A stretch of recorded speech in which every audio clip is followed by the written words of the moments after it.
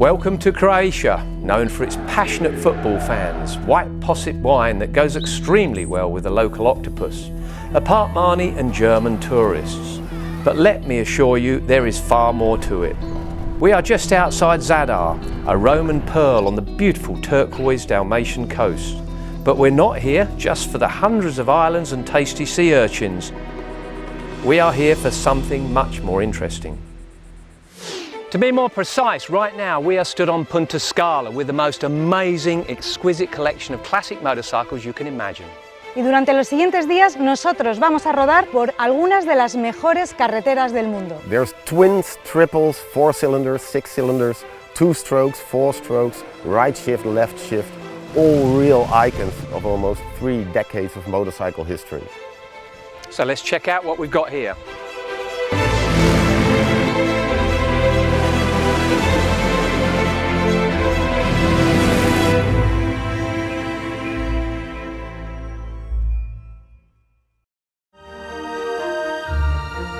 He elegido 4 motos italianas llenas de pasión que harán que tu corazón lata mucho más fuerte. Fueron objeto de deseo hasta que llegaron las japonesas con su mecánica infalible. Hicieron soñar a toda una generación por su estilo y su inconfundible sonido, aunque no siempre te llevaban de vuelta a casa. ¿Cuál será mi favorita?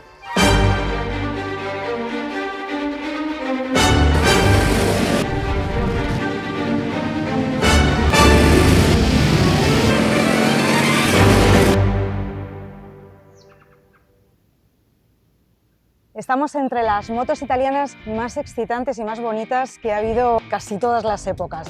Unas motos que destilan pasión, que nos agarran a la carretera y que nos dan ganas de no bajarnos nunca de ellas. Vamos a empezar hablando de la Verda, una moto que en los años 70, incluso en los 80, fue una de las motos más exóticas y que más gustaban, aunque no estaba presente en mi país, en España. ¿A ti qué te ha parecido la Verda? Yeah, ciao bella. It's a beautiful bike, and also, even in the UK, you had to have a lot of money to buy this bike. It was very, very expensive, but having ridden it today, I can see why, because it doesn't leak any oil, it sounds and goes much better than a BSA. It's really, really pretty. I love the colours. I really couldn't fault it, apart from maybe the engine wasn't as strong as I was possibly expecting. What do you think? Well, yeah, totally agree. And you know, one thing compared to nowadays all the bikes are black or anthracite, you know, and in that age they weren't okay, EasyJet, but they weren't afraid to use colors. It makes it nice as well. But the engine every engine of the La Verda factory were really indestructible, so for Italian things it was kind of exceptional. But yeah, I liked it, but for some reason, for me it's a little bit, as an angry old man, for me it's too much a gentleman's bike, so there we go again. Yeah. So, and it's, although it's doing it very well, so I miss a little bit the rough edge on this bike.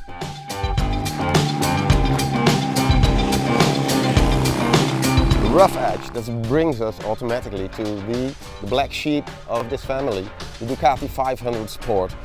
The Ducati that never should have been made, and the factory will agree what I'm saying. You know, because it's a standing twin cylinder and they never should have done it. But this bike almost killed the Ducati factory.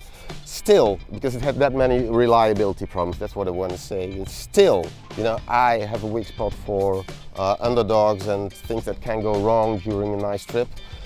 So, in a way I like it, but Alicia, what do you think then? Pues tienes razón, porque esta moto nació malita porque se empezó, aunque el motor era italiano, se ensamblaba en España y todo el sistema eléctrico era un desastre, así que tuvo muchos problemas desde que salió al mercado.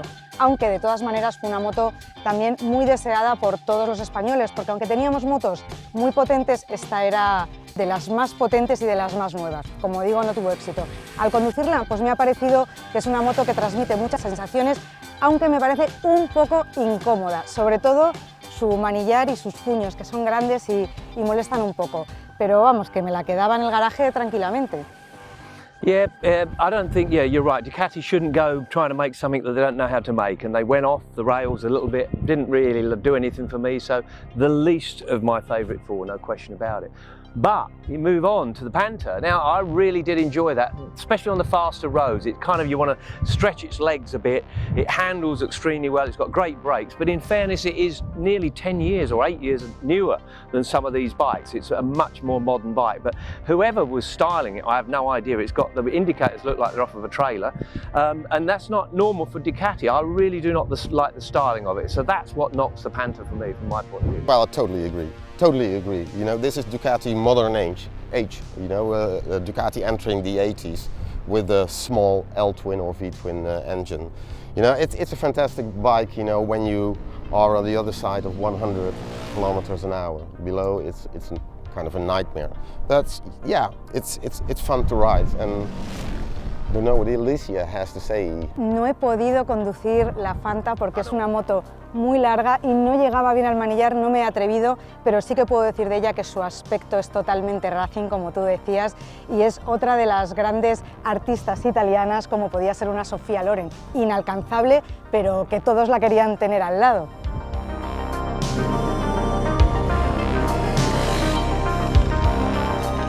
Y os voy a hablar de la Moto Morini. Con esta me lo he pasado bomba, es una moto fácil de conducir, muy vibrante, aunque eso sí, de primera a tercera marcha, porque a partir de cuarta y quinta va como la seda y es donde sacas todo el jugo de la moto. Es divertida, es fácil de conducir, es bonita. ¿A ti qué te ha parecido, Steve? Yeah, to start with, I like the styling, I like the look of it. It was a 350, I didn't think I would like it because, you know, I like the speed, but it put a big smile on my face. I really liked it in the twisty corners. It's phenomenal, really, considering it's kind of old-fashioned type of an engine, but some of the technology on it is really good, and I was really surprised, and it was touch and go between these two. For me, it's clear, you know, it's the Morini. As I said, yeah, absolutely, because although it is 350cc, it's just as fast as the Laverda. And that's it, you know, I want a bike for the weekends, just to have fun and to steer, to take all the corners and just to have fun. And what you said, you know, technologically, it's an interesting bike, so yeah, for me it's hands down the Moto Morini. But it doesn't have a phone holder. Look, see, the Laverda has where you keep your phone in the back there, and of course my makeup. And what about this? The best hooter without a question. So I'm not sure, I'm thinking Laverda. Pues yo creo que al final la que ha ganado ha sido la Moto Morini, ¿verdad? Que es la que más nos ha gustado, y además, como curiosidad, es que tiene el cambio al otro lado, como se llevaba en esos años imitando a nuestros amigos los ingleses. Creo que es la ganadora, la Moto Morini. Fresca, emocionante y el sueño húmedo de un colegial. Con 140 kilos, la compacta Moto Morini 3.5 era la mejor y más avanzada herramienta para vencer a todas las motos pesadas en carreteras de montaña. El motor V-Twin refrigerado por aire solo generaba 39 caballos de potencia, pero estaba perfectamente entrenado para ir a la batalla. Esta corredora italiana fue seguida más tarde por una versión de 500 centímetros cúbicos, pero la 3.5 o 3,5 original es, con mucho, la más encantadora y auténtica de todas. Costaba más que una Honda CB 750 Ford de la época, por lo que Moto Morini cerró sus puertas en 1984, lamentablemente. Pero, ¡mamma mía!, ¡qué moto más icónica!